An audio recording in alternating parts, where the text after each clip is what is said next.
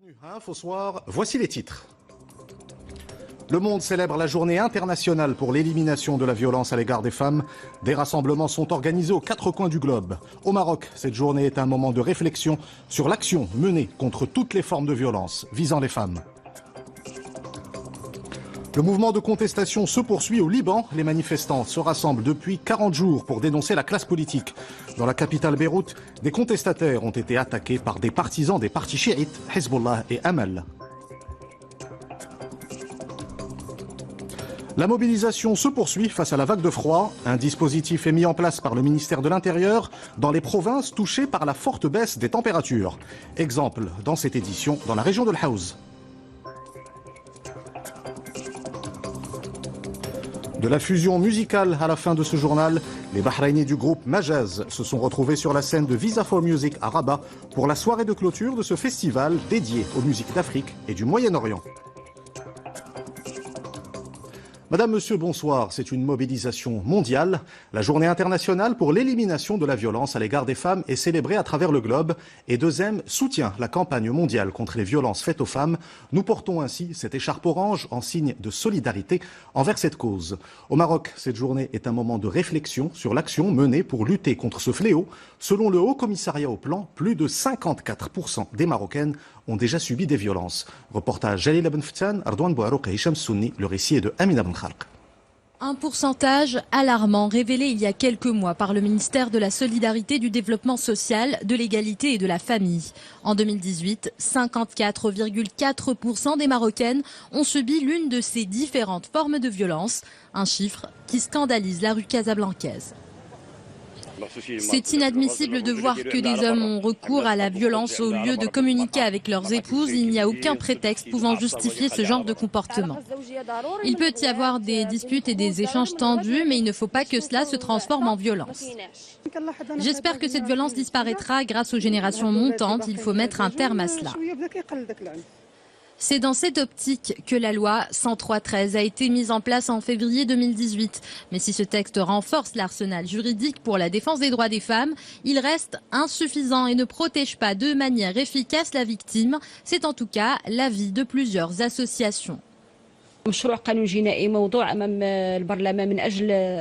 ce contexte marqué par la réforme du code pénal, nous espérons que les politiques feront en sorte de rectifier le tir pour mettre en place ce qui manque dans la loi 103/13. L'objectif est de protéger comme il faut les femmes et de mettre en place des mécanismes adéquats. Nous voulons éradiquer ces violences encore trop récurrentes et cela nécessite une vraie volonté politique et un dialogue avec la société civile qui peut contribuer à changer la donne sur le terrain.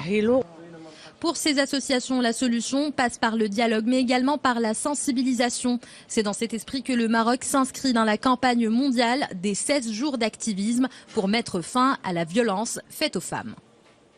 Et pour en parler, nous recevons Rizlan Ben Achir, vice-présidente de l'association Jossour, Forum des femmes marocaines. Rizlan Ben Achir, bonsoir. Bonsoir. Merci d'avoir répondu à notre invitation. Merci de votre invitation. Il y a près d'un an, la loi 103/13 contre les violences faites aux femmes est entrée en vigueur. Quel premier bilan peut-on en faire ? Je pense qu'il est trop tôt aujourd'hui de parler de bilan. Justement, la loi, son existence est de 1 année et je pense qu'aujourd'hui, il est trop tôt pour en parler. Par contre, comme nous l'avons vu dans le reportage et par rapport à ce qui a été dit par mes amies militantes, il y a beaucoup de lacunes dans cette loi, malheureusement. Et nous souhaitons justement, avec la réforme du code pénal aujourd'hui qui est au Parlement et qui doit être revisité et refait, nous souhaitons justement que ces lacunes que connaît cette loi puissent être rattrapées. Notamment, il y en a plusieurs, c'est des mesures d'application qui sont très difficiles à appliquer. La victime violentée doit absolument apporter des preuves et avoir des témoins, ce qui est très difficile dans notre société. Il y a aussi le viol conjugal qui n'est pas considéré dans cette loi et n'est pas pris en compte dans cette loi. Il y a aussi le désistement. La loi autorise le désistement de la femme et donc ce qui fait que toutes les procédures qui vont être déclenchées au moment de la plainte vont s'arrêter parce qu'il y a le désistement de la femme. Et ça, c'est un problème majeur parce que vous connaissez la société marocaine, il y a des pressions familiales, il y a des pressions de la société qui font que très souvent, la femme, même quand elle franchit le pas et quand elle va porter plainte, il y a cette pression, donc elle se désiste, tout s'arrête. Ce qui fait que même le travail de la police, par exemple, ou l'enquête judiciaire, tout s'arrête et c'est vraiment un vrai problème. Il y a aussi tout ce qui... il y a un point qui est positif, qui est pris en charge par la loi, prévu par la loi, qui sont les injonctions restrictives.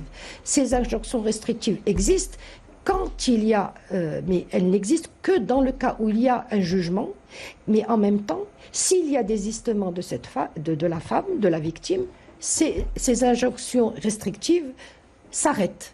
Donc il n'y a pas de protection de la femme, il y a aussi tout le volet prévention, travail avec la société pour justement, avant d'arriver à cette violence, que cette violence, si on veut qu'elle n'existe plus et qu'elle s'arrête, il y a tout un parcours, tout un travail sur la prévention qui doit se faire, qui n'est pas prévu malheureusement par la loi. Il n'y a pas de prise en charge, ni de mécanisme de prise en charge pour les femmes, par exemple, qui sont violentées au sein de leur famille par le père, le frère ou le cousin, etc. Il n'y a pas de centre d'hébergement, il n'y a pas un système d'allocation. Donc il y a énormément de lacunes et de failles qui font que cette loi, si on veut réellement qu'elle protège la femme et la petite fille aussi, il faudrait justement qu'on refasse tout un travail dans ce sens-là. Rizlan Benachir, vous êtes également coordinatrice du projet Femmes partenaires du progrès, une initiative qui concerne plusieurs pays arabes et africains. Quel est l'objectif de ce projet? Alors, ce projet, c'est un projet Femmes partenaires du progrès qui existe depuis le 2017 au Maroc. Et c'est un projet qui est fait en partenariat avec l'Université du Maryland, à Washington, et bien sûr ce projet est financé par MEPI et ce projet existe dans 3 pays arabes, le Maroc, le Koweït et la Jordanie. Et nous travaillons avec des femmes leaders dans ce projet-là et avec des jeunes justement sur 2 axes que nous avons établis et que nous avons considérés prioritaires. Le premier axe, c'est la promotion de l'égalité et de la citoyenneté et le deuxième axe, c'est la lutte contre la violence à l'égard des femmes.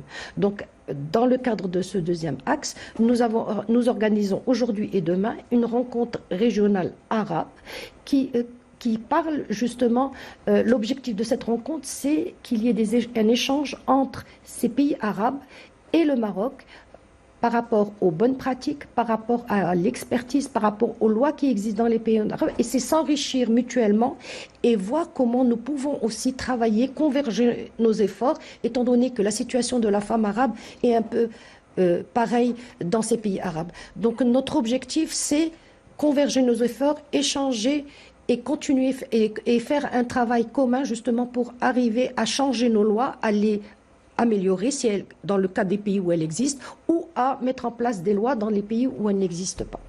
Rizlan Benachir, merci pour cet éclairage. Je rappelle que vous êtes vice-présidente de l'association Jossour, Forum des femmes marocaines. À travers le pays, les associations reçoivent et soutiennent les femmes victimes de violences. C'est le cas à Essaouira, où les centres d'écoute ont reçu plus de 1500 femmes cette année. La société civile conseille et accompagne les victimes et étudie également la possibilité d'utiliser la médiation familiale comme moyen de prévention des différents types de violences. Reportage Younes Bah, le récit est de Rizlan Taibi. Troubles anxieux, psychiques et cognitifs, dépression, risques suicidaires, blessures, la liste des conséquences de la violence faite aux femmes est longue, ses coûts économiques et sociaux très lourds. Pour les juguler, la médiation entre époux peut jouer un rôle important. Comment intercéder, transcender les rancunes, cautériser les plaies du corps et de l'âme, c'est le but de cette rencontre. Notre association traite 400 cas annuellement, un chiffre inquiétant qui doit alerter sur l'ampleur de ce phénomène. La culture de la paix, de la solidarité peut l'atténuer. La médiation a un rôle important à jouer dans la stabilité de la famille. 1530 femmes ont subi des violences domestiques l'année dernière dans la ville d'Essaouira. 49% des cas sont de nature psychologique. Il faut d'abord bien comprendre l'origine du conflit familial pour le résoudre. Sans cela, on ne peut pas le désamorcer ou trouver une solution efficiente et durable. La médiation reste cependant une solution secondaire, car pour jouer les intermédiaires, il faut d'abord que la femme violentée puisse sortir de son mutisme. Pour le moment, seuls 6,5% des victimes ont dénoncé ces actes et porté plainte. À l'occasion de la journée internationale pour l'élimination de la violence à l'égard des femmes, des rassemblements ont été organisés aux 4 coins du globe. Partout, les manifestantes ont appelé les gouvernements à prendre des mesures fermes face à la violence visant les femmes. Tour d'horizon de cette mobilisation planétaire avec Salim Abnabou. Elles étaient plus de 10 000 dans les rues de Bruxelles à défiler pour dénoncer les violences faites aux femmes. Après un hommage aux victimes assassinées qui s'est tenu dans la gare centrale, le cortège a pris la direction du palais de justice, devant lequel ont été déposées des paires de souliers rouges représentant les victimes de féminicides. Il y a peut-être une prise de conscience, mais en termes d'action politique, c'est très vide. Et c'est pour ça qu'il faut continuer à marcher et à se mobiliser. Que ce soit physique ou psychologique, qu'elles soient entendues, écoutées et qu'elles trouvent du soutien et des endroits où elles puissent parler. À Paris, les noms de la centaine de victimes cette année en France ont été énumérés sur les pancartes portées à tour de rôle. Pas moins de 50 000 femmes réunies dans la capitale française pour exiger une action nationale de prévention dans un pays où une femme battue meurt tous les 3 jours. La plupart des mesures qui sont proposées, elles sont intéressantes sur le fond. Mais juste, ce sont des mesures qui sont en décalage avec l'enjeu et avec la nécessité avec les moyens nécessaires. Ce sont des mesures techniques, des mesures qui sont législatives pour la plupart. À l'autre bout du monde, à Quito, plusieurs milliers d'Équatoriennes ont également manifesté pour dénoncer un chiffre qui fait froid dans le dos. Une femme meurt en moyenne toutes les 10 minutes dans le monde sous les coups de son conjoint ou ex-conjoint. La tension continue de monter en Irak. 6 personnes ont été tuées au cours des dernières 24 heures. À travers le pays, le mouvement de désobéissance civile se poursuit pour réclamer le départ de la classe politique. En 2 mois de mobilisation, plus de 350 personnes ont été tuées. Le mouvement de contestation se poursuit également au Liban. Cela fait 40 jours que les manifestants se rassemblent pour dénoncer les dirigeants politiques. Dans la capitale Beyrouth, des contestataires ont été attaqués par des partisans des partis chiites, Hezbollah et Amal. Plus de développement avec Rizlan Taibi.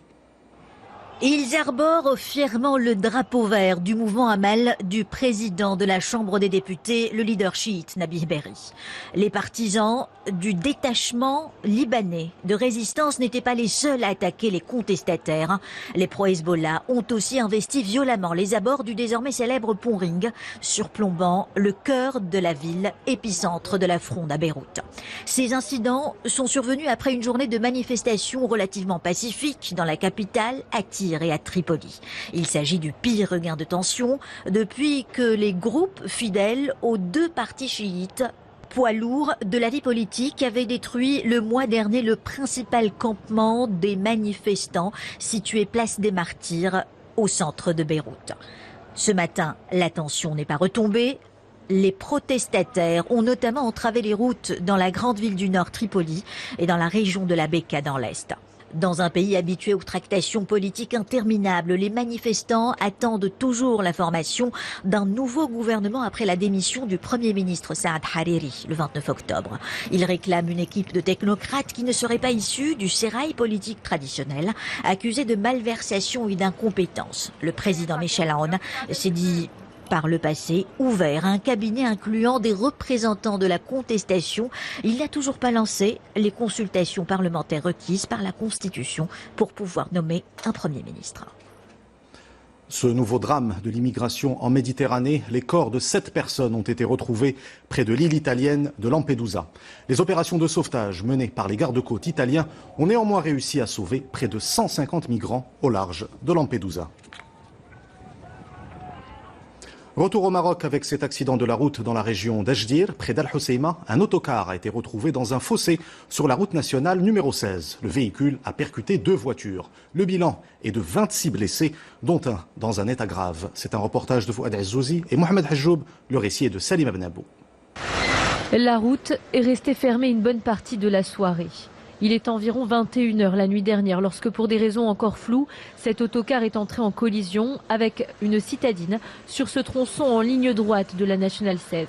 Le conducteur a perdu le contrôle du véhicule avant de terminer sa course folle légèrement en contrebas dans le ravin. Plusieurs véhicules de secours sont dépêchés sur les lieux pour porter assistance aux quelques 26 blessés.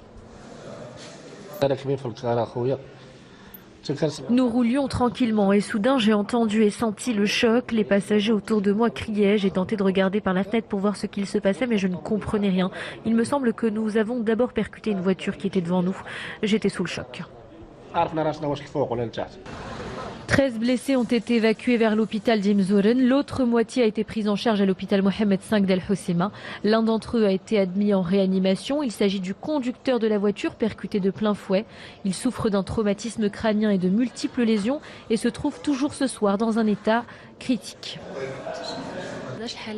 Sur les 12 blessés que nous avons pris en charge ici à l'hôpital, un homme est en réanimation. Les 11 autres ont subi des examens complémentaires et ne souffrent d'aucune blessure grave. Aux alentours de 23h, la police était encore sur place pour tenter de déterminer les circonstances de cet accident et réaliser les premières constatations devant servir à l'enquête. Les disparités régionales étaient au cœur de la séance mensuelle des questions adressées au chef du gouvernement à la Chambre des représentants. Devant les députés, Saad-Din Othmani a présenté le bilan de l'action gouvernementale pour développer les zones enclavées dans le cadre de la régionalisation avancée. L'objectif est de réduire les disparités territoriales dans les secteurs de la santé et de l'enseignement. Reportage Abdelhamid El-Mourabit et Hicham Sunni, le récit est de Sarah Jabri. L'opération Reaya, comité provinciaux de veille et mobilisation de moyens logistiques et humains pour le désenclavement des zones touchées par la vague de froid. Des mesures mises en avant cet après-midi par Saad-Din El-Othmani lors de la séance mensuelle liée à la politique générale du gouvernement. Tous les programmes et stratégies du gouvernement prennent en considération les besoins et attentes des zones enclavées. Le chef du gouvernement a également rappelé, entre autres, les objectifs du programme de réduction des disparités sociales doté d'un budget global de 50 milliards de dirhams. Un programme qui, selon l'opposition, n'a pas encore atteint les objectifs escomptés. Il y a beaucoup de disparités et une répartition inéquitable du PIB. Le gouvernement est aujourd'hui appelé à redoubler d'efforts pour créer un équilibre régional. Le chef du gouvernement a également affirmé que le Maroc a franchi une étape décisive dans la concrétisation de la régionalisation avancée à travers l'adoption et la promulgation de la charte nationale de déconcentration administrative. La mobilisation se poursuit face à la vague de froid. Un dispositif est mis en place par le ministère de l'Intérieur dans les provinces touchées par la forte baisse des températures. C'est le cas notamment dans la région de l'Haouz, où le comité de veille et de suivi met en œuvre les mesures de prévention et de soutien aux populations des zones concernées. Reportage Mohamed Chahima, le récit est de Amina Ben Khalq. Dans les zones montagneuses de la province d'El Haouz, impossible de se passer de bois de chauffage en ce moment de l'année. Voilà pourquoi les écoles primaires sont les premières cibles de ce comité de veille. Une réunion consacrée à examiner les mesures proactives pour faire face à la vague de froid, mesures destinées à 16 communes rurales d'El Haouz. L'une de ces mesures est la distribution de bois de chauffage aux écoles des communes visées. Nous avons fourni plus de 130 tonnes à ces établissements. Dans les 72 villages ciblés par ces mesures, tractopelles et déneigeuses sont déjà sur place. Nous avons déployé 15 engins et mobilisé 22 personnes pour faire face à cette vague de froid. L'objectif de ce comité de veille est aussi de prendre en charge et de garantir les soins nécessaires aux personnes vulnérables comme les femmes enceintes et les enfants de moins de 5 ans. Une prise en charge qui va de pair avec les objectifs de l'EAIA, le programme de la tutelle qui vise à garantir les soins de proximité aux habitants des régions montagneuses.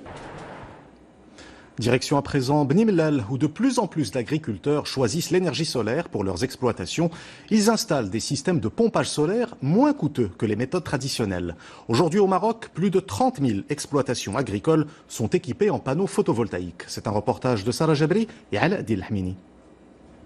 Ce verger d'agrumes est irrigué grâce à l'énergie solaire. Ce sont ces panneaux photovoltaïques qui alimentent les pompes d'irrigation. Un choix qu'a fait Khalid Fakhri, agriculteur dans la région de Beni Mellal. Il a décidé de se tourner vers une solution durable et respectueuse de l'environnement. Avant l'installation de la centrale solaire, je dépensais beaucoup d'argent pour les combustibles comme le gaz butane ou le gasoil. Ce n'est plus le cas depuis 4 ans. En plus d'avoir réduit sa facture énergétique de près de 30%, Khalid Fakhri a pu rentabiliser en 4 ans l'investissement pour l'installation d'une centaine de panneaux photovoltaïques, des équipements pour lesquels il a bénéficié de facilités de financement dans le cadre du plan Maroc Vert. En plus d'un retour sur investissement court à partir de 3 ans, le pompage solaire est aussi très rentable à long terme. En plus, une garantie de 25 ans est accordée sur les performances des panneaux.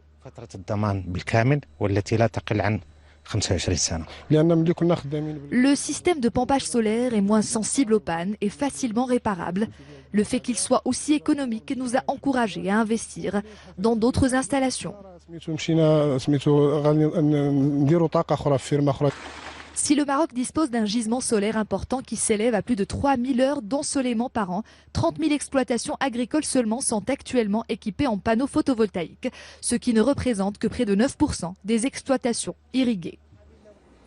De la musique pour clôturer ce journal, les Bahrainis du groupe Majaz ont ravi le public présent à Rabat pour la soirée de clôture du festival Visa for Music. Une multitude d'instruments pour un style aux influences diverses. Leur fusion musicale est présentée pour la première fois au Maroc dans le cadre de cet événement dédié aux musiques d'Afrique et du Moyen-Orient. Reportage Mehdi Foudi et Hicham Souni. Une fusion progressive de différents styles musicaux et un mélange d'instruments. Le groupe Bahraini Majaz s'est produit devant un parterre de mélomanes lors de la clôture du festival Visa for Music. L'interaction avec le public était au rendez-vous, même s'il s'agit de leur première prestation au Maroc. Nous sommes un groupe indépendant, nous n'avons pas de manager. Notre présence ici au festival Visa for Music nous a permis d'apprendre beaucoup de choses.